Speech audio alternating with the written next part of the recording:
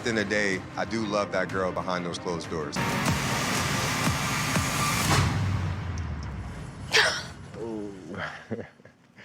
What's going on, guys? Welcome to GteaTV, where we recap and review all your favorite reality shows. I'm your girl, Pam, and today we are recapping Love is Blind episode 3 and 4. So let's get into it. So the episode picks up where we left off, and that's Johnny, aka Ronald Weasley, and Amy meeting. It's a cute little, meet up. They're kissing, they're hugging. He gets on one knee and proposes. She says yes, and then she makes like a little comment in her side solo interview. I forgot what you call those, but she says, I normally don't date white guys, or normally I attract to white guys. I usually date, ethnic men. And I have to say this: if you are going to come on a show like this to find a mate, you need to expect that the person that you're going to fall in love with might not be your preference. So Amy, cut the crap. You're going to love this man, you're going to marry this man and have a happy life. If not, if you want to stick to your preference, then you need to take your ass off the show. Okay? So then next we get a shot of Laura and a few of the other ladies in the women's quarters, and Laura, total Karen, by the way. She is showing the ladies how to let a man know that they're interested. Why would anybody take advice from this woman? All the ladies on the show are in the same boat. I'm not taking no advice from you. Girl, please. Ugh.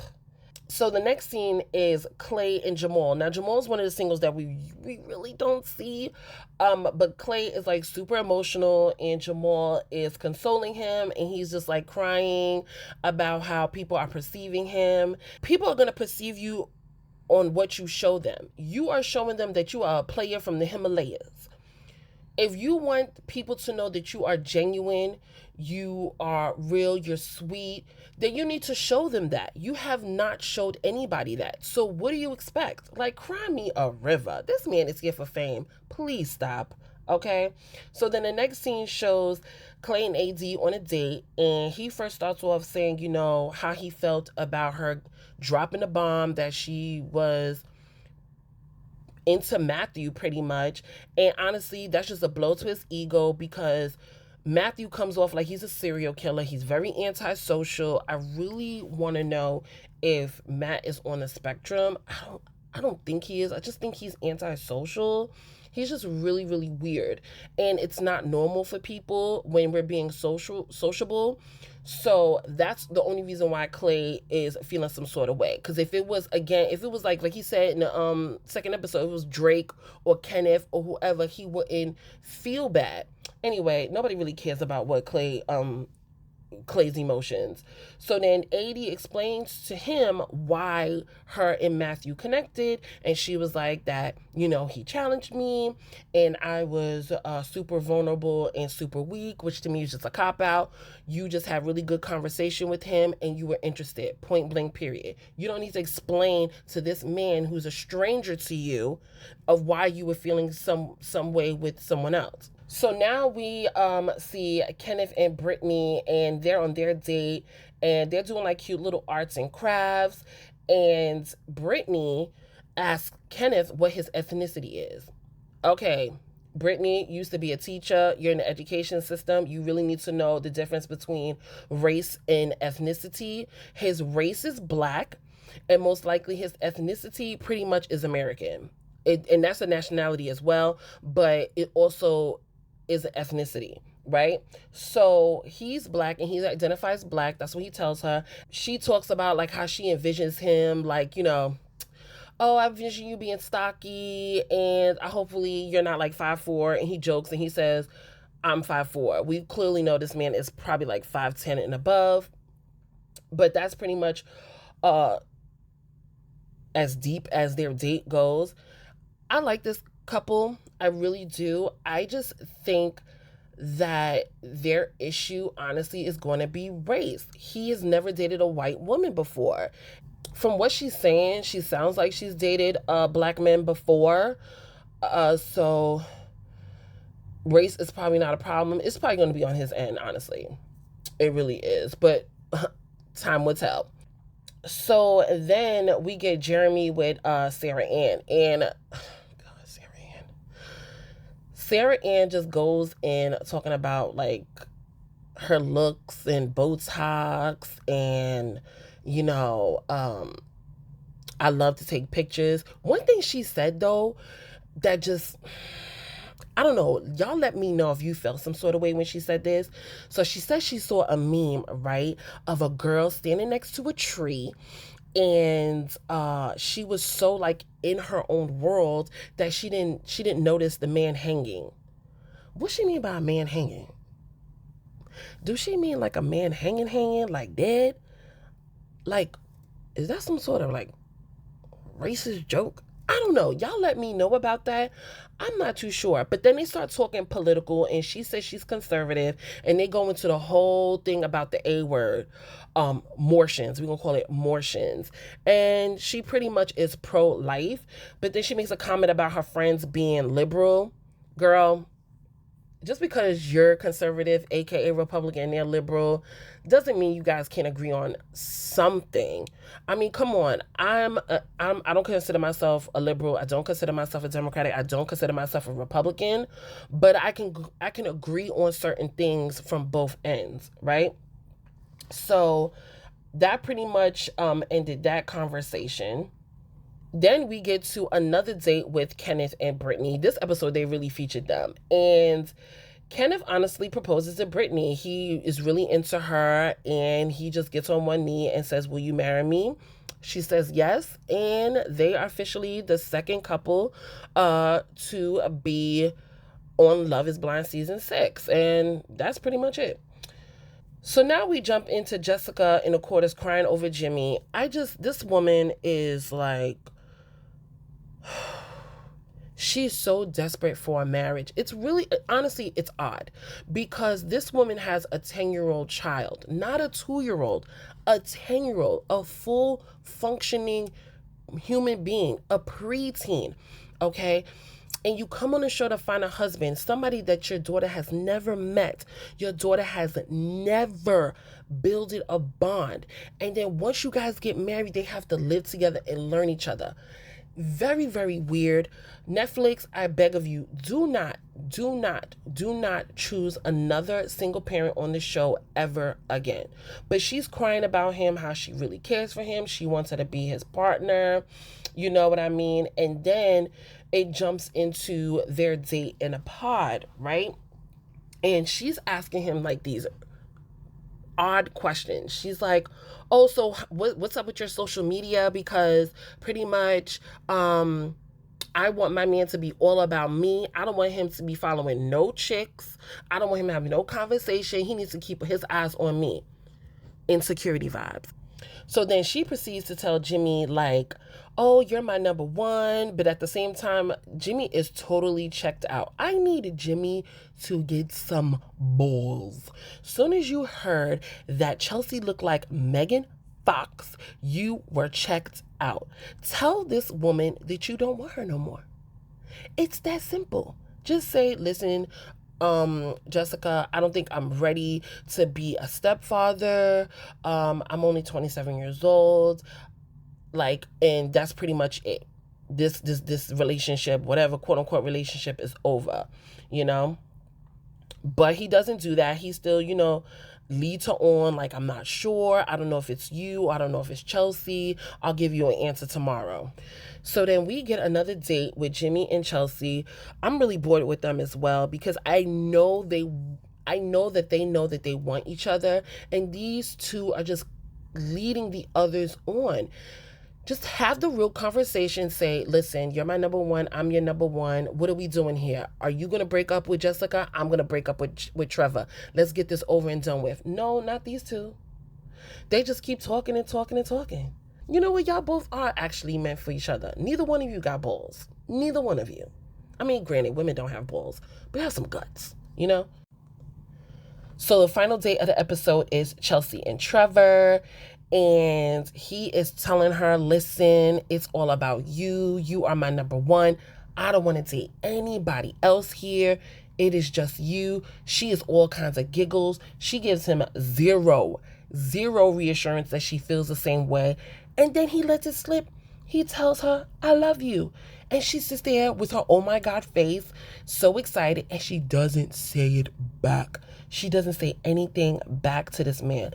I feel so bad for Trevor. He seems like such a sweet, good guy, and he does not deserve someone like that. I saw a lot of people were like, oh, Trevor should go. Every time I say Trevor, I think of Neville Longbottom's damn frog. But they're like, oh, Trevor should get with Jessica. Absolutely not. Absolutely not. He does not need a woman like that. He needs someone equally sweet as him, and that's going to be all about him. Jessica is not that girl. Jessica needs an alpha male. That's who she needs. And even Jimmy's not for her, because he's not an alpha male. She gonna run right all over him. Trust and believe that. So after their date, again, she didn't reciprocate the message. She didn't say I love you to him, and I'm talking about Chelsea. So after that, she starts to cry like she always does to get sympathy. So she goes into the women's quarters and she's crying. Everybody's like, oh my God, what happened? What happened?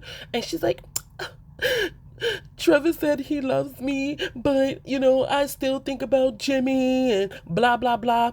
And then you could tell, like, Jessica overhears and she, like, gets really, really upset because she's just like, why am I still competing with this woman? And she goes to the kitchen, she drinks wine, and that's pretty much that ends that episode. There really wasn't nothing going on here besides, you know, Amy and Ronald Weasley getting engaged, excuse me. Trevor saying I love you to Chelsea, and, you know, AD reassuring Clay. That's really much it. Let's get to episode 4. So the 4th episode opens up in the women's quarters, and we have Jessica, Brittany, Sarah Ann, and Mackenzie having a conversation about peeing in pools and showers. Listen, everybody pees in the shower, okay? That's normal. But as an adult, you're still peeing in the pool. You're still peeing in the pool. You're that lazy that you can't get out the pool, go to the bathroom and pee, come back and enjoy your pool time.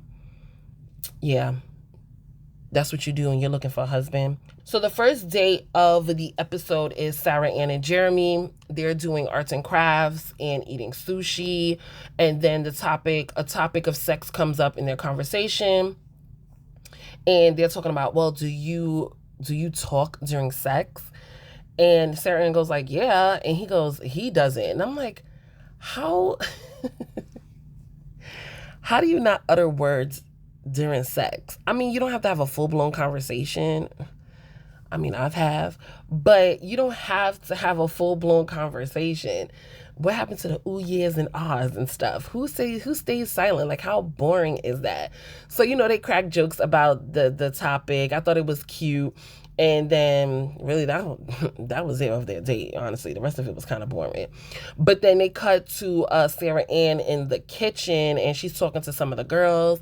And she's pretty much just saying, like, you know, she could see herself marrying Jeremy, that she really, really likes her. And, of course, Netflix is being shady. They show a shot of Laura with a disapproving face. You know I don't like that girl, so anything, I'm never going to be for her at all. So her disapproving face is just smiles to me.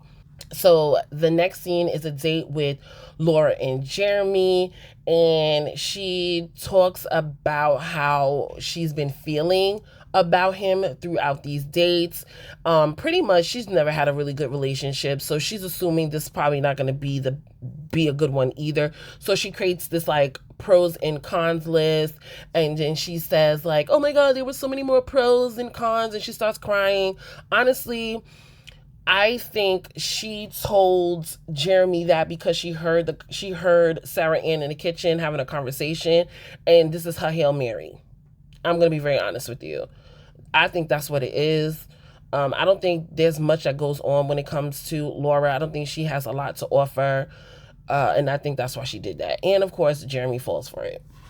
So then they cut to AD and Clay on another date, and they seem to be on good terms. She's letting him know that she's glad that she found comfort in him, and she's had a blast getting to know him, and he's feeling the same way, you know. And then what he does is he proposes to her.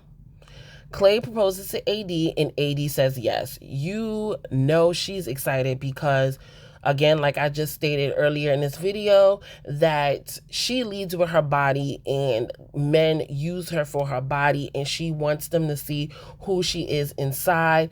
And this was the only way, this show was the only way to validate that she is something beyond her body. So him proposing, that was definitely absolutely yes, because again, it convinces herself that someone likes her for her mind, not her body.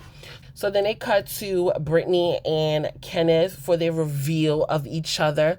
Is it me, or does Brittany look like Sammy from Jersey Shore? Every time I see her face, I'm like, she look like Sammy. She really favors Sammy. So the doors open, they're excited, they give hugs, they give kisses to one another. He proposes, she says yes. And then of course a conversation about race comes up. This is not the time to have that conversation, but they do talk about it. She's ready to face the world with him. I think that's absolutely sweet. And that pretty much ends that scene. So then the next scene, we get Chelsea and Trevor on their date. And when she arrives to the pod, she sees this beautiful bouquet of sunflowers. Oh my God, they're so gorgeous. But she also gives him a gift. So they're sitting down, they're talking, they're exchanging gifts and giving them the meaning of it. So on his end, he gives her the sunflowers. He gives her a rock, and it has Brielle on it, but I forgot the meaning of it. And then he also gives her his dog collar for his dog Chelsea. We learn that during the time when he was in the pods, Chelsea was sick and she actually passed away while he was doing the experiment. So he wanted to kind of give that to her as something meaningful. And then on her end, she gave him this really nice bracelet that vibrates. So anytime whether it's her or him touches the bracelet and vibrates, it lets them know that they're thinking of the person, right? So now it cuts to another date with Jessica and Jimmy, and honestly, it's just a repetitive date. It's her, you know, pretty much begging him for his affection, and he's checked out. But then again, like I said before, he doesn't have balls to let her down, so he just keeps reassuring her, knowing that he wants Megan Fox, right? So then Jessica goes in the quarters and she's talking about Jimmy to the other ladies, crying and stuff. She knows that she is on the losing end, and I don't understand why she just doesn't bow out. I would just go home. I wouldn't even waste my time with this man anymore. I really wouldn't. So then they cut to another date in the pods with Chelsea and Jimmy. Jimmy is pretty much expressing his frustrations about Jessica to Chelsea. Chelsea being, quote unquote, the nice person. She's just sitting there soaking in what he's saying, just, you know, being an ear for him. And then by the end of the conversation, he drops the L word. He tells Chelsea that he loves her, and she does the same thing she did when Trevor told her. She gets that oh my God face, oh my God. But then she also tells, I believe she tells him that she loves him too. And so they solidify their relationship. And then at this point, they're going to tell the others that we're done. So after Chelsea and Jimmy confess their love to one another, Chelsea goes into the women's quarters, and there's quite a few women in the living part, and she is dying to tell somebody that Jimmy said I love you. She is dying. So then she finds Laura and this other young lady. I don't know her name. I'll put it up here on the video. And she tells Laura, she goes, oh my God, Jimmy just told me that he loves me. Now, let me tell y'all something about that. That was real calculated of Chelsea. And this is the reason why. She knew that Laura was going to go over there and tell Jessica. Why? Because Laura and Jessica are tight. Why would you tell her that? You could have told anybody else, but you chose to tell Laura. This girl's manipulative. And if y'all don't see it, I feel bad for y'all. So after she gets up and leave, after, dropping that little nugget, Laura gets up and she goes to Jessica. And instead of pulling Jessica to the side, she goes and says, honey, I think you should just go home. You should just bow out. You should just go home. And Jessica's like, why? Like, what's going on? What happened? She's like, you just leave. You just got to bow out. You should just go home. And I'm like, this woman is so messy. And she's like undercover mean. She's like undercover mean. If that is your friend, why would you not pull her to the side? Why would you embarrass her in front of those other women? Why would you do that? Why? Oh, God. Just this woman drives me nuts. So, they just show, kind of up close of like Jessica's face, like just broken into 10 pieces. And then they cut to AD and Clay meeting for the first time. And they're both nervous. Clay is having issues about marriage and he's just nervous and he's talking about being permanent. I don't think he realized that there's a thing called divorce if he does actually marry her, or better yet, that you're not getting married right then and there. You do have a couple of weeks. If you want to bow out, it's okay. And she's nervous to meet him like everybody else. So then the doors draw, and if you pay attention to his face, he gets a little disappointment, but it's very, very, very quick. But then he puts a smile on my face. Hey, baby. And, he hugs. They hug, they hug each other. And they give a kiss. He proposes. And then they sit down. And he noticed that back. He notices that fatty. He noticed that booty. And he's like, ooh, you got a nice flat back. And then she gets up and she's like, you like? And she starts shaking her booty. Yet again, leading with her butt. Sad. And he's like, yes. And all he does is talk about her backside. He doesn't even tell this woman that she's gorgeous, pretty, nothing. He just talks about her butt. I just feel so bad with AD when it comes to that. Her self-esteem is so low that all she can do is leave with her body. It's sad. It honestly is sad. I don't know. Maybe she needs to speak to somebody. I don't know, but she needs to fix that. So now we go to our final date of the episode, and it's Jessica and Jimmy. So Jimmy finally breaks up with Jessica, and she is just so heartbroken. But you know what? She does not let him slide. She goes in on him. She tells him that, you know what? You wasted my time, and I could have experienced other men. You should have told me this earlier. And I just have to say this. Jessica, you need to take accountability. Like I said in my first video, when you decided to go into those pods from the beginning, you should have told these men out the gate, listen, I don't mean to throw this on you so early, but I'm a mother and I have a child. Okay? And the ones who are not interested will go away, and the ones who are will stay. But you didn't do that. You let him on for a while, and you dropped that bomb on him, and then he's like, I don't want to be a stepdaddy, and he heard that he got Megan Fox. He got Megan Fox. He don't want you, girl. So anyway, she continues to go in on him, but the last statement that she says to him, y'all ready? She said, you are going to choke when you see me. You are going to choke. That you are going to need your EpiPen to open up your airways. And he's just like, what? And she just leaves after that. And that's the end of Jimmy and Jessica. And that's the end of this episode. I hope you guys enjoyed this recap much faster than the one I did before. Let's have a discussion on how you feel on anything in episodes 3 and 4. If you like this video, please like. And if you want to see more from me, make sure you subscribe. And I will see you guys in the next video. Bye.